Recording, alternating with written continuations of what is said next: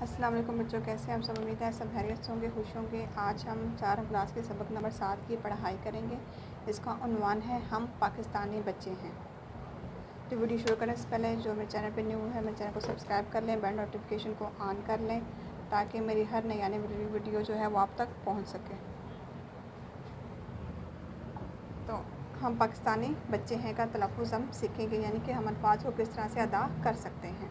تو سب سے پہلے ہیں جانباز، بلبل، شیدا، خوف، دولت، شوکت، ظلم، یعنی کہ زوئیں کے اوپر کیا ہے؟ پیش ہے، کیا بن جائے گا؟ ظلم۔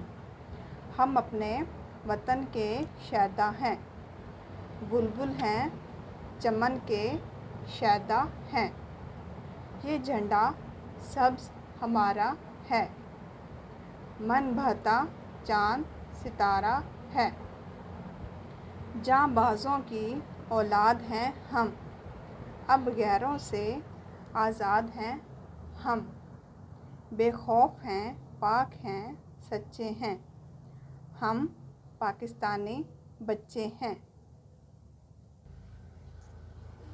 جو قوم کی اصلی دولت ہیں، ہم پاکستان کی شوکت ہیں، ہم ظلم مٹانے والے ہیں، مظلوموں کے رکھوالے ہیں، ہم بگڑے کام سنواریں گے، ملت کا نام ابھاریں گے، بے خوف ہیں، پاک ہیں، سچے ہیں، ہم پاکستانی بچے ہیں۔